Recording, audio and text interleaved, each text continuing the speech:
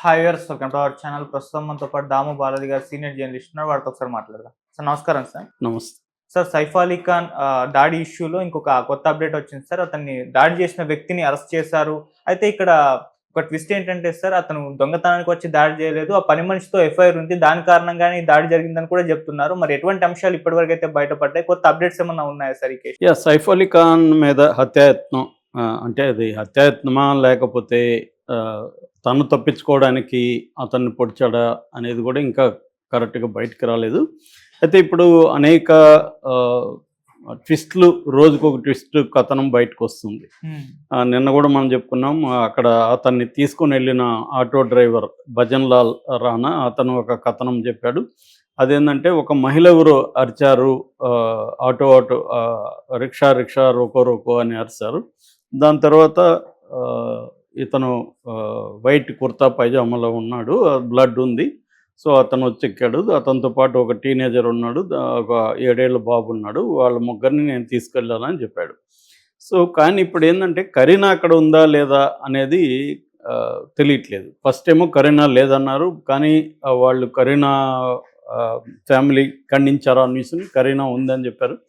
కరీనా నిన్న వాంగ్మూలం ఇచ్చిందని చెప్తున్నారు. ఆ వాంగ్మూలంలో కరీనా ఏం చెప్పిందంటే, అతను దూకుడుగా, దొంగ ఎవరైతే ఉన్నాడో అతను దూకుడుగా ఉన్నాడు, అక్కడ నగలున్నా కూడా అతనేం దాన్ని ముట్టలేదు అనేది చెప్పినట్టుగా వార్తలు వస్తున్నాయి, నేషనల్ మీడియా రాసింది.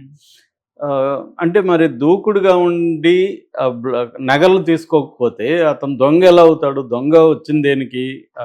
నగలో డబ్బో తీసుకెళ్ళడానికి.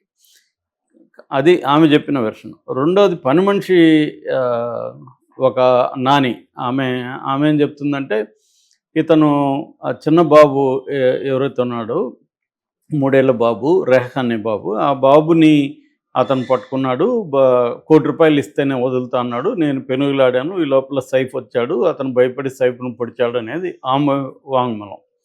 సో ఆ టైంలో కరీనా ఉందా లేదా అనేది కూడా ఆమె చెప్పినట్టుగా మనకి తెలియట్లేదు. సో ఇక్కడ అనేక అనుమానాలు వస్తున్నాయి. ఇప్పుడైతే లేటెస్ట్గా అతను పట్టుకున్నాడని అఫీషియల్గా అనౌన్స్ చేశారు. మామూలుగా నిన్న మొన్న కూడా ఒకరిని పట్టుకున్నారు. నిన్న ఒక ఛత్తీస్గఢ్ జ్ఞానేశ్వర్ అక్కడ జ్ఞానేశ్వర్ ఎక్స్ప్రెస్లో దుర్గ్ అనే ఒక రైల్వే స్టేషన్లో జ్ఞానేశ్వర్ ఎక్స్ప్రెస్లో వెళ్తున్న ఒక అతన్ని పట్టుకున్నారు అక్కడ ఆర్పిఎఫ్ పోలీసులు. అతని పేరు ఆకాష్ కైలాస్ కన్నోజే అని చెప్పారు. అతన్ని వీడియో కాల్లో ముంబై పోలీసులు చూపించారు. ముంబై పోలీసులు అతనే అని ఐడెంటిఫై చేస్తారని ఒక వార్త వచ్చింది. కానీ లేటెస్ట్గా అదంతా అబద్ధం. ఇప్పుడు ఒక అతను దొరికాడు, అతని పేరు విజయ్ దాస్. అతను కన్ఫెస్ కూడా అయ్యాడు, నేనే అతను పొడిచానని. అతను ఒక రెస్టారెంట్లో వెయిటర్గా పనిచేస్తున్నాడు అనేది మాత్రమే ఇప్పుడు చెప్తున్నారు.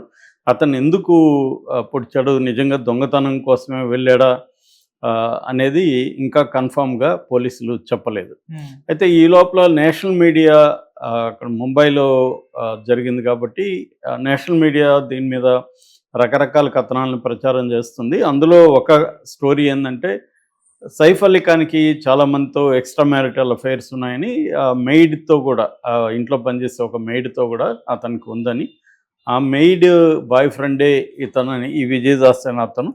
సో అతనికి అనుమానం వచ్చి అతను నిఘా వేశాడని, నిఘా వేసి నాకు ఇది జరుగుతుందని అతనికి తెలిసి అతని కోపంతో వచ్చి సైఫ్ అలీ ఖాన్ని చంపడానికే ఈ పని చేశాడనేది ఒక వార్త. సో ఇది ఈ యాంగిల్లో కూడా పోలీసులు ఎంక్వైరీ చేస్తున్నారని చెప్తున్నారు. ఏదేమైనా ఇప్పుడు మనకి మామూలుగా ఏం జరుగుతుందంటే, సెలబ్రిటీల విషయంలో కరెక్ట్గా నిజమే బయటకు వస్తుంది అనేది కూడా చెప్పలేము మనం. దీని వెనక మాఫియా ఉందా? ఎందుకంటే ఒక మామూలు వెయిటరు ఆ స్థాయిలోకి వెళ్ళి అటాక్ చేయడం అంటే అది కొద్దిగా ఆశ్చర్యకరంగానే ఉంటుంది. ఎటువంటి ఎక్స్పీరియన్స్ లేకుండా అక్కడికి వెళ్ళి ఆ స్థాయిలో అటాక్ చేసి కత్తితో అన్ని పోట్లు పొడిచాడంటే, ఎందుకంటే సైఫ్ అలీ ఖాన్ కూడా దృఢంగా ఉన్నాడు. ఈ అబ్బాయి చూస్తే బలహీనంగా కనిపిస్తున్నాడు. సో ఇవన్నీ చూస్తే కొద్దిగా డౌట్ఫుల్గా ఉంది. ఎందుకంటే అతను ఆ స్టెయిర్ కేసు మీద నడిచే లోపలికి వెళ్ళడం, అవన్నీ కూడా వీడియోలు, 2 వీడియోలు బయటకు వచ్చాయి. దాని తర్వాత లేటెస్ట్గా ఇంకొక వీడియో వచ్చింది. అదేంటంటే 12న అతను ఒక మొబైల్ షాప్కి వెళ్ళి మొబైల్ ఏదో కొంటున్నట్టుగా ఒక వీడియో వచ్చింది. ఆ మొబైల్ షాప్ వాళ్ళని కూడా విచారిస్తున్నారు. అక్కడున్న సీసీటీవీలంతా కూడా ఫుటేజ్‌ని అంతా కూడా పోలీసులు పరిశీలిస్తున్నారని చెప్తున్నారు. దాదాపు 2 డజన్ల మంది బృందాలు దీని మీద పనిచేస్తున్నట్టుగా చెప్తున్నారు. ఈవెన్ దయానాయక్ లాంటి ఎన్‌కౌంటర్ స్పెషలిస్ట్‌ని కూడా దీంట్లో రంగంలో దించారు. ఒక పక్క క్రైమ్ బ్రాంచి, క్రైమ్ ఇంటెలిజెన్స్ ఇవన్నీ కూడా పనిచేస్తున్నాయి. ఎందుకంటే ఇటువంటి సెలబ్రిటీల మీద అటాక్ అంటే బాంబేలో మొన్న ఆ మధ్య కూడా ఒక రాజకీయ నాయకుడిని చంపారు. ఆల్రెడీ సల్మాన్ ఖాన్‌కి సీరియస్ థ్రెట్ ఉంది. సో, రకరకాల గ్యాంగ్స్ ఆపరేట్ అవుతుంటాయి ముంబైలో. అందులో మాఫియా ఉండొచ్చు, లేదా రిలీజియస్ గ్యాంగ్స్ ఉండొచ్చు.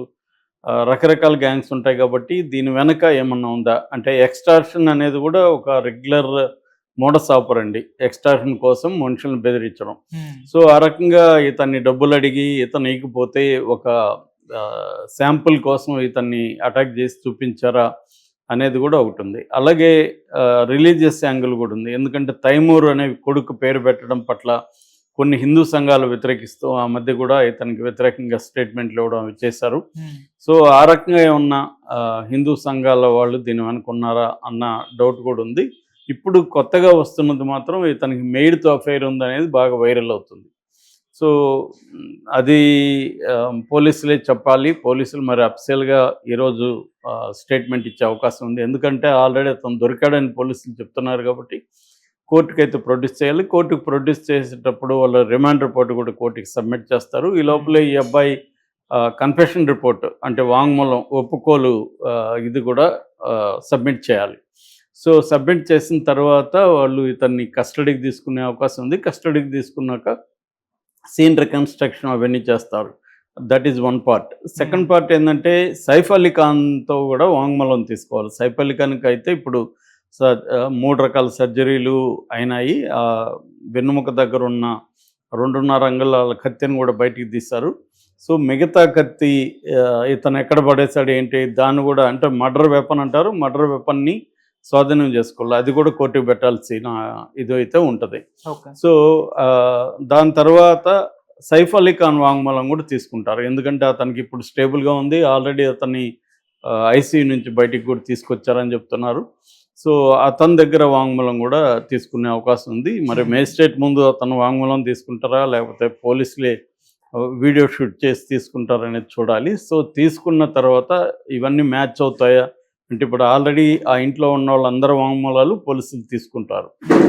ఇవన్నీ మ్యాచ్ అవుతాయో లేదో చూస్తారు. అట్లాగే ఈ అబ్బాయి వాంగ్మూలం కూడా ఈ విజయదాస్ అనే ఎవరైతే పొడిచాడని చెప్తున్నారో ఆ అబ్బాయి వాంగ్మూలం కూడా తీసుకుంటారు. ఇవన్నీ చూసినాక వాళ్ళు అట్లాగే మెటీరియల్ ఎవిడెన్స్ కూడా అక్కడ ఏముంది అవన్నీ కూడా వాళ్ళు చూస్తారు. సో, అంటే అతని దగ్గర బ్యాగ్ ఉనింది. ఆ బ్యాగ్లో ఏమున్నాయి అంటే ఏమన్నా తుపాకీ కూడా ఉందా, ఇంకా వేరే ఏమన్నా వెపన్స్ ఉన్నాయా ఇవన్నీ కూడా చూస్తారు. తర్వాత ఇతను ఒక్కడే చేశాడా ఇంకెవరైనా ఉన్నారా అనేది ఒకటి తేల్చాలి. అట్లాగే ఇతను మోటివ్ ఏంటి అంటే చంపడానికి వెళ్ళాడా లేకపోతే దొంగతనానికి వెళ్ళాడా, దొంగతనానికి వెళ్ళి ఉంటే నగలు ఎందుకు తీసుకోలేదు, లేదు ఎక్స్టార్షన్ అంటే సడన్గా ఇప్పుడు వాళ్ళ రూమ్లోకి వెళ్ళి ఆ బిడ్డని తీసుకొని ఏమైనా కిడ్నాప్ చేయడానికి వెళ్ళాడా. ఎందుకంటే ఆమె నాని చెప్పే ప్రకారం అయితే 1 crore అడిగాడు అతను అని చెప్తుంది ఆమె. ఈమెమో అతను నగలు కానీ అవేమీ ముట్టలేదు, చాలా దూకుడుగా ఉన్నాడు అనేది ఈమె చెప్తుంది. మరి దూకుడుగా ఎందుకు ఉండాల్సిన పరిస్థితి అంటే సడన్గా సైఫ్ అలీ ఖాన్ వచ్చినప్పుడు ఇతను భయపడ్డా, ఇవన్నీ కూడా ఇప్పుడు బయటికి రావాల్సింది. ఇవన్నీ వచ్చినాక కానీ మనకు ఒక సమగ్రమైన పిక్చర్ రాదు. కొన్నిసార్లు ఎప్పటికి కూడా రాకుండా కూడా ఉండొచ్చు ఇట్లాంటి కేసుల్లో. అంటే